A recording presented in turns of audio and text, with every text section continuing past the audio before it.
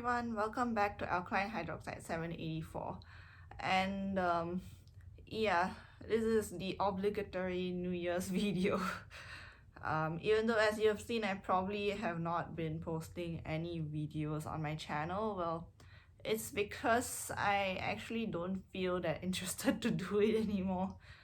I'll just post when I feel like posting, I guess. I guess my interests tend to come and wane, and yeah, well, something could last for quite a few years and just stop happening. This whole thing was a thing that started in 2019 because I was just so hopelessly bored and wanting to do something that wasn't just studying for a French exam. So for context, after A levels, there was this 6-month break before university starts, and I was using that break to do, of all things, study for a French exam. You know how hopeless I seem, like how pathetic. Yeah, but okay, anyways, that aside, it is now 2023. It has been 4 years since then. And I feel like I should at least keep up the trend of posting a video on New Year's and on National Day, because those are the 2 days that, sorry, this is on a bed and it's shaking so much. Okay, so those are the 2 days where I actually bothered to feel the motivation to post something. But I might try to post the stuff that I already recorded. There's just so much stuff that I just need to edit and put up. So I'm sorry, I have more interest in doing other things like just walking outside and seeing new places and doing my actual work and trying to paint or dance or do other things like that, unfortunately. And also you can notice that there's a change in background. You know, it also just looks like a wall. This is a very different wall. In fact, I am not in Singapore right now. I am in Brisbane. I'm not gonna tell you where I am exactly because that would be dangerous, I guess. But I am not in Singapore anymore because, well, lo and behold, there have been some major milestones this year. I have graduated from NTU in May or July, to be more specific. And now I am studying in QUT. Yeah, study. Instead of going to work like any other like Singaporean, I have decided to take higher studies. And instead of taking it in NTU or NUS, I have decided to look overseas, because I feel that, you know, at least I should do something overseas. If not my bachelor's, I should do like something else, like the higher studies overseas. And I have always wanted to do higher studies because I personally want to go into the research field, and I'm totally fine with being in academia or even in the private industry as long as it's related to research and I can get to contribute to research. So, long story short, I am now in QUT and I'm currently doing a master's in philosophy, which is like the master's version of a PhD. Hopefully, I can change that into a PhD soon. You know, it's a bit hard for a bachelor's to immediately get a PhD, so you know, I just gotta do it in a slightly roundabout way. But yeah, with that milestone comes many changes, and you know, those changes are a thing that I would like to reflect on, because in all of the past videos about the New Year stuff, I've been just talking about resolutions. I've been framing it as, oh, I keep procrastinating these videos. I just don't get the mood to do these things. And I realized after a while that, okay, this is actually a change. It's just a change in how I feel about doing this. Why should I keep getting frustrated that I don't want to do these videos? They are not my assignments or something.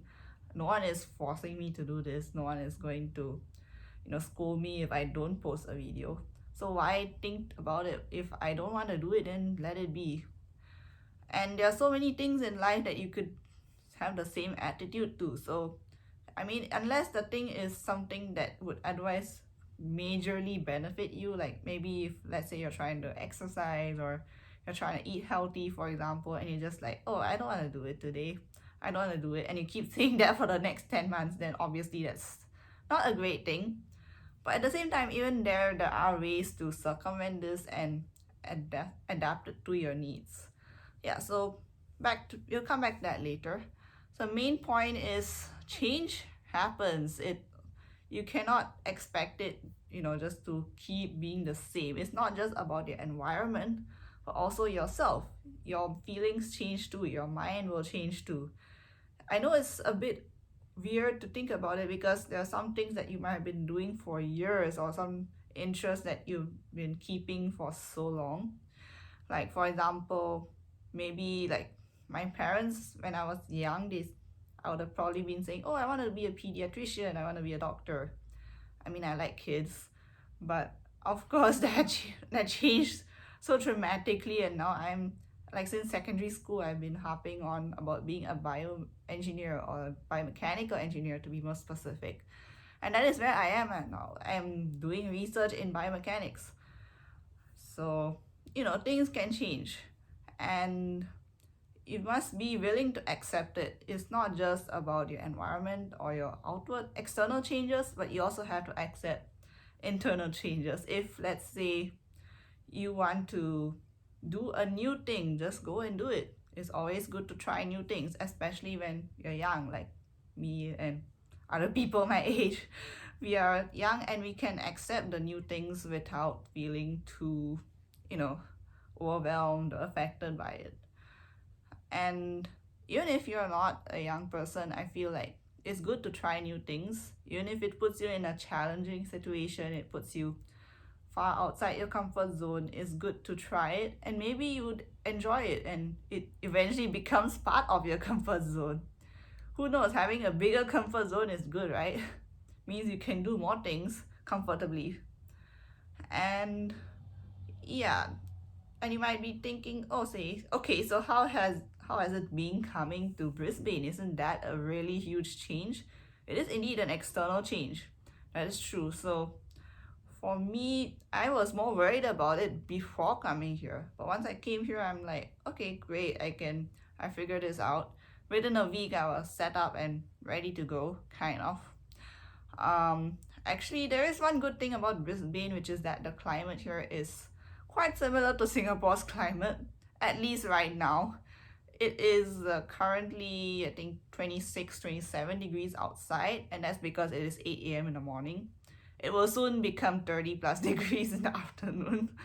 So yeah, Brisbane is pretty much just Singapore at this point of time.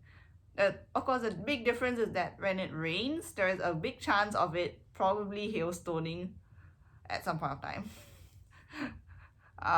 Yeah, so that is one good thing, because as much as I would also enjoy a cooler day, I cannot handle very cold temperatures, and I prefer hotter temperatures to colder temperatures in general. So yeah. Oh man, I wanted this video to be 5 minutes. It's already 8 minutes 30 seconds. Yeah, so where was I? Yeah, so the main point is there are definitely changes both externally and also internally. So in terms of internal changes, it would be your likes and dislikes. It would be what you want to try now. Like, maybe there's something that you never tried and now you have the opportunity to try it because the external environment is different. You have the opportunity to do a new habit or a new thing. So actually coming to Brisbane obviously has changed a few things I do.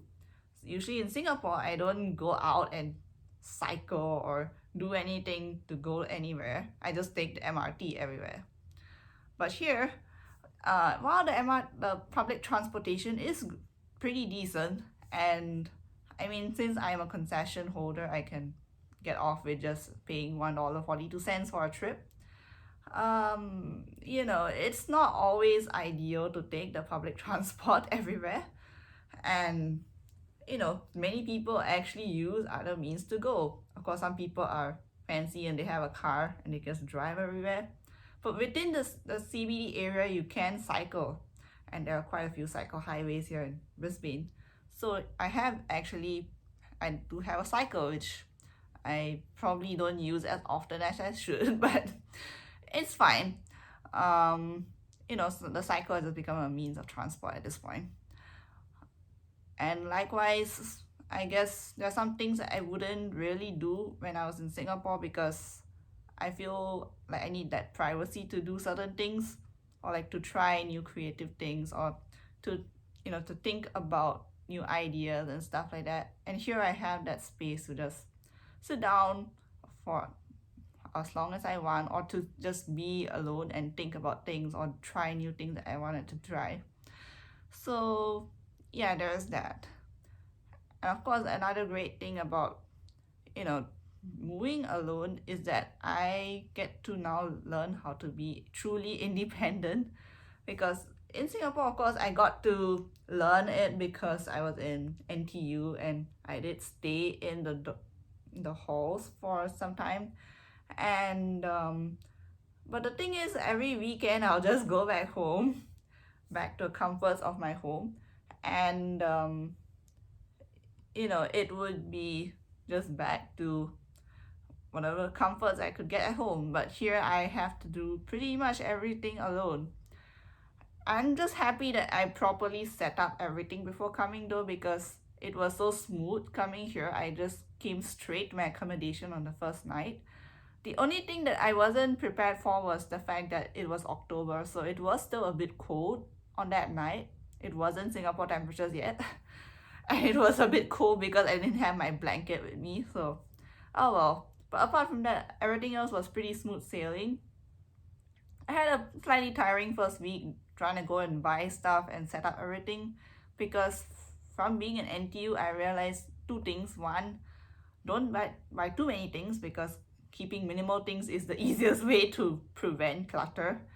And two, you still need to buy things, because if you don't buy enough things, then you don't feel fully at home. You cannot, you need enough things to feel comfortable in that place. So with that in mind, I made sure to get at least enough things. And yeah, I mean, over the time, I will probably get more and more things, because things happen, right? So hopefully I can figure out a way to mitigate that as well. But yeah, for now I am doing fine here, and I think there isn't really much for me to say here. I hope that you guys also experience some great changes in your life in 2024. I know that now COVID is in resurgence, and hope everyone stays safe. But I guess COVID has become that permanent, like that change that just lingers on since 2019. So we just gotta adapt to it now. And with that, I guess the takeaway is change is going to be happening constantly, and not just in your external environment, but also internally. And it's up to you to be in tune with both external and internal changes, and accept it and adapt to it, and not take it in a very personal way, or not try to fight against the change too much. Of course, sometimes some changes are bad changes that can happen, but if it's a good change, then please wholeheartedly accept it. Or if it's like a change that doesn't really do anything bad to you, then just take it, go with it. Maybe something new will come out of it, something that you never done before, something that you never experienced or seen or tried before, something that could actually become part of your comfort zone. So just go with it, and hopefully your 2024 will be a good year, and hopefully for me as well, 2024 will be a good year, because I have to start getting deeper into the research that I'm doing. And yeah, that's pretty much it for this New Year's video. I did not want to make a video on procrastination or resolutions, because look, this channel has been pretty much abandoned at this point for the most part. But yeah, with that, I would like to wish y'all a very happy new year and a great year ahead. And with that, I would like to say thank you for listening, and bye.